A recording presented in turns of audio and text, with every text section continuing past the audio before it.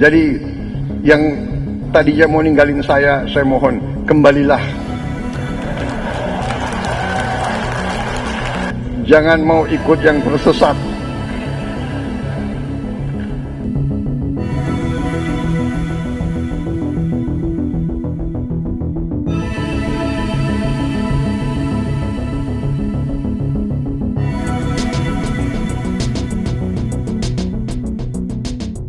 Nah, di sini menurut saya agak lucu sekali ya, yaitu apa? Di sini Prabowo memberikan statement yang tadinya meninggalin saya, kembalilah, jangan mau ikut yang tersesat. Nah, di sini kira-kira nyindir siapa ya?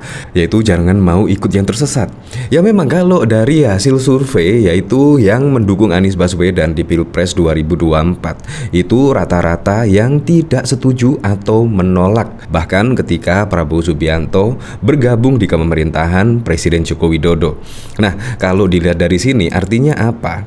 Artinya pendukung-pendukung Prabowo yang dulu yaitu kini mengalihkan dukungannya kepada Anies Baswedan. Berarti di sini terlihat kan, yaitu jangan mau ikut yang tersesat, berarti itu secara tidak langsung yaitu menyebut Anies Baswedan dan Caimin ya. Kemungkinan seperti itu ya kalau dari analisa saya. Apalagi didukung dari berita ini ya, yaitu pendukung yang kecewa Prabowo gabung ke pemerintah Jokowi diprediksi beralih dukung Anies.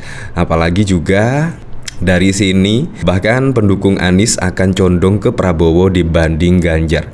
Ya memang ada prediksi sih ketika Anies Baswedan, kan kita ketahui dalam hasil survei elektabilitas Anies Baswedan itu selalu berada di urutan buncit. Nah, ketika di putaran kedua, yaitu pasti pendukung Anies Baswedan itu akan condong ke Prabowo Subianto dibandingkan Ganjar. Ya karena masa pendukungnya menurut saya satu tipe ya, pendukung Anies Baswedan dan juga pendukung Pak Prabowo Subianto. Menurut saya hampir satu kesamaan lah. Bahkan pada waktu lalu juga terlihat, yaitu ketika Pak Prabowo Subianto didukung oleh Rizik Syihab dan juga saat ini akrab sekali.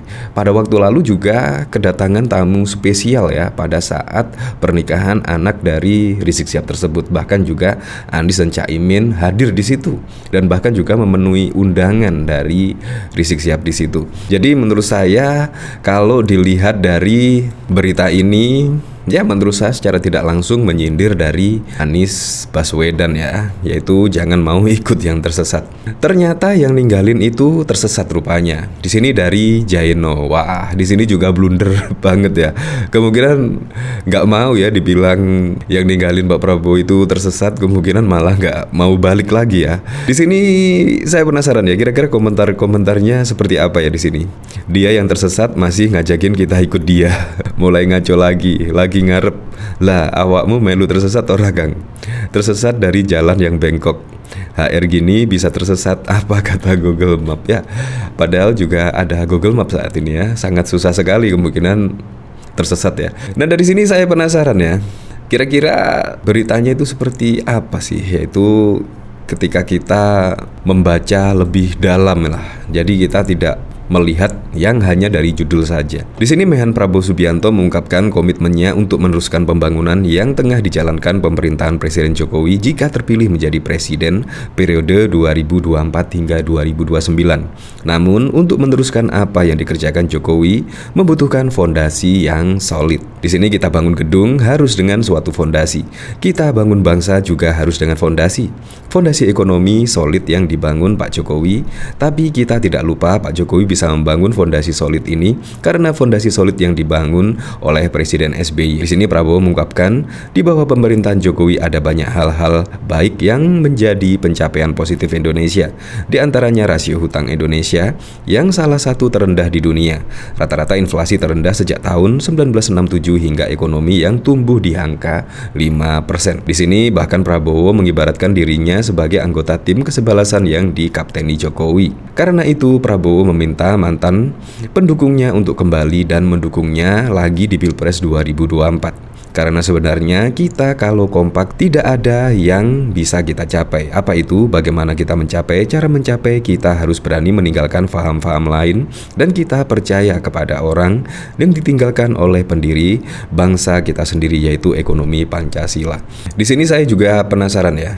Di sini bahkan juga pendukung Anies akan condong ke Prabowo dibandingkan Ganjar. Di sini peneliti lingkaran survei Indonesia LSI, Denny J.A. Ade Mulyana mengatakan jika ada head to head Prabowo Subianto dengan Ganjar Pranowo, maka pendukung Anies Baswedan lebih condong memberikan suaranya kepada Prabowo Subianto. Pemilih partai pro Anies lebih banyak ke Prabowo dibandingkan ke Ganjar dengan rasio hampir 2 kali lipat, kata Ade saat memaparkan hasil temuan survei lembaganya pada 30 Agustus yang lalu. Diperjelaskan, pemilih partai pro Anies dalam skema head to head Prabowo versus Ganjar, Prabowo mendapatkan dukungan sebesar 64,2%, sedangkan Ganjar mendapatkan dukungan 35,2%.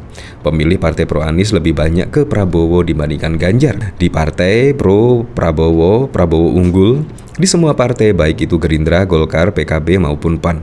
Dukungan tertinggi ada di Gerindra sebesar 90,8%, selanjutnya Golkar sebesar 72,5%, PAN 65,6%, PKB 45,8%. Di partai pro Ganjar, Ganjar masih unggul baik di PDIP maupun di P3. Dukungan tertinggi ada di PDIP sebesar 72,3%, dukungan P3 terhadap Ganjar sebesar 47,1%.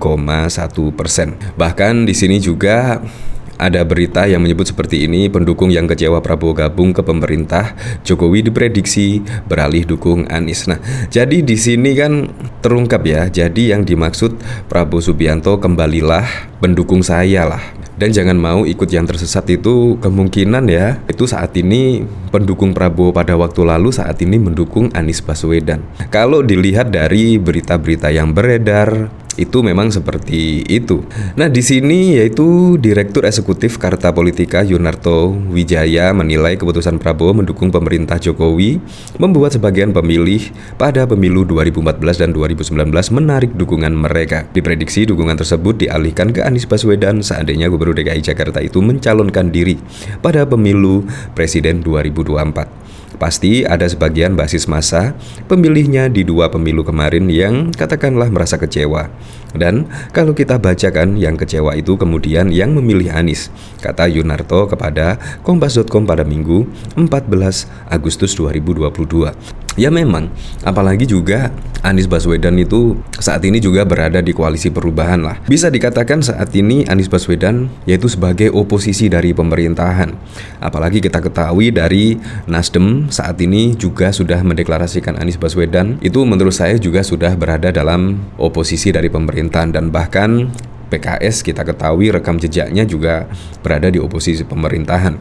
Jadi menurut saya di sini yaitu sangat pas lah ketika Pak Prabowo Subianto pada waktu lalu, apalagi juga di Pilpres 2014, di Pilpres 2019 itu bahkan juga terlihat saling bertolak belakang ya dengan kebijakan dari Presiden Joko Widodo. Bahkan juga kebijakan Presiden Joko Widodo selalu dikritik lah oleh Gerindra dan juga pendukung koalisi dari Gerindra tersebut. Jadi menurut saya pas sekali lah kalau pendukung Pak Prabowo Subianto merasa kecewa ketika Pak Prabowo Subianto yang didukungnya yaitu melawan Presiden Joko Widodo pada 2014 dan 2019 tiba-tiba berada di pemerintahan. Pasti juga akan membuat pendukung Pak Prabowo kecewa dan akhirnya mengalihkan dukungannya kepada Anies Baswedan ya. Jadi menurut saya apa yang dikatakan oleh Pak Prabowo Subianto di sini menurut saya ya jangan mau ikut yang tersesat. Ya secara tidak langsung menurut saya ya Anies Baswedan, apalagi juga dari